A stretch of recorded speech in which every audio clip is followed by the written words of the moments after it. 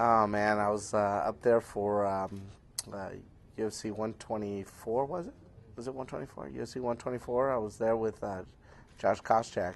He took on George St. Pierre for the UFC welterweight championship. So yeah, it was a long week. And glad to be home. So You started off the week at a Strikeforce event, and I saw you mug all over TV. yeah. Can you tell us a little bit about that? Oh man, that was for those that watched that Strikeforce event out in St. Louis. I mean, the first fight on the card was kind of a snoozer because I think the referee had a hard time standing those guys up. I mean, he rode that guy for quite a long time, but from there on, the last four fights that were televised were just incredible. One of the guys I was really hoping that would triumph was Mike Kyle. Man, Mike Kyle. Took a fight on short notice against Bigfoot Silva, a guy who weighs probably 40 pounds, 50 pounds heavier than him, and Mike had him in trouble. I mean, really bad. I mean, his stock just rose completely. Unfortunately, Mike suffered a broken hand in that first round, and that's the reason why he shut down.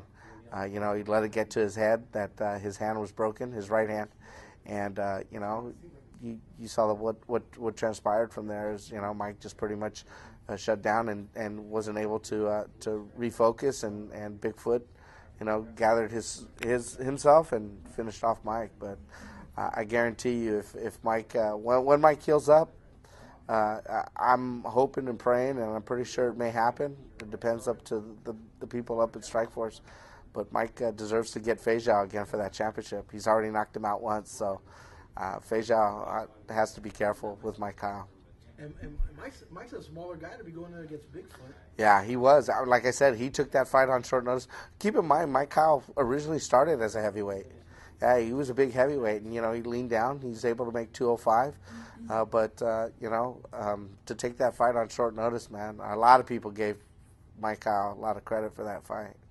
So a week later, you find yourself. A week later, I found myself in Montreal in the back room, wrapping Josh and warming up Josh for the biggest fight of his career. And I'll tell you, the week leading into the fight, in the hotel that we stayed, we actually stayed at a hotel where none of the fighters were at. They put us up in a different hotel. Nobody knew we were at. There was no media. There was no cameras. There was no fanfare whatsoever. We were really quiet. The head of security for the UFC put us there for like our safety because we didn't know what was going to happen. But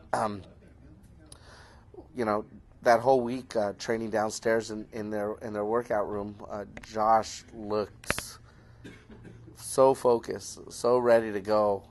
He had an answer for everything in the game plan. But for those that didn't watch, or for those that watch, what happened? Yeah, everybody's going to always ask what happened.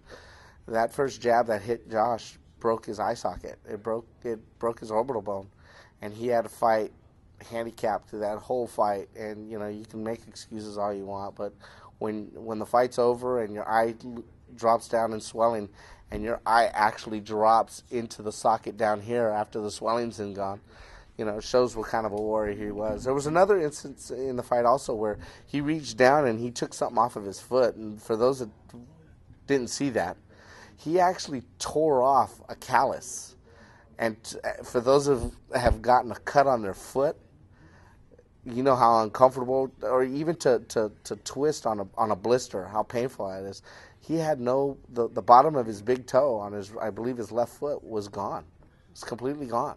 And he fought through that acute pain as well as the eye. So, but I'm not going to take anything away from George. George went in there. It really wasn't too much of a beating. It was just more of a jab clinic because I think George knew that Josh was ready for him this time in the groundwork. And you could see when George tried to take him down, Josh was able to scramble and get back to his feet. I think we even got a takedown in the first round to get George down, but we didn't have enough time to do any damage. But hats off to George. That's why he is one of the best fighters in the world, pound for pound. And of course, Josh is going to be back. Yeah, he'll be back. Unfortunately, Josh was unable to fly out of Montreal. He had to drive to Boston, where he received surgery on his eye. And I just got a message from him yesterday, and he's glad to be home. I know he's glad to be home. He's been dying to be home for a long time. Filming The Ultimate Fighter for the 6 weeks and then being on the road for press tour here and press tour there, he's happy to be home. He finds a lot of solace and comfort at home. Well, I just arrived just 2 days ago, and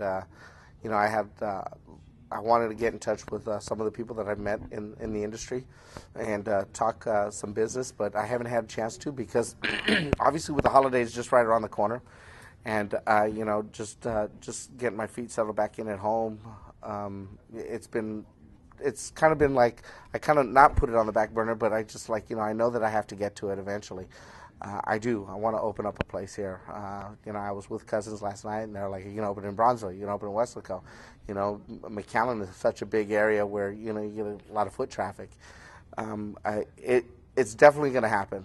I want it to happen, but with my business schedule, it's kind of tight. I was expected to come back home and spend the whole holidays here, but unfortunately, I have to travel abroad again, and then I'm going to have a busy schedule come January, and then just speaking with one of the people that is in charge of production with UFC. He wants to give me a few dates of work and so forth. So it's what I plan and what's happening are two different things. So.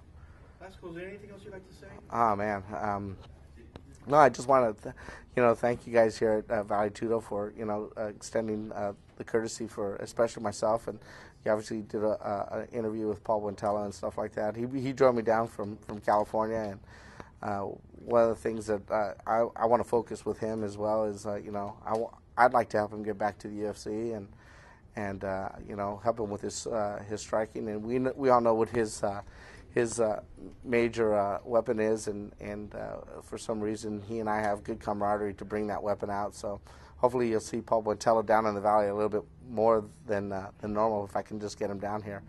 And then I'm going to be traveling up towards his neck of the woods as well. And then we have a mutual friend who's looking to open up another AKA in San Antonio, Texas. And if you all remember Bobby Southworth from the Ultimate Fighter 1, he's been given permission to go ahead and open his school up there.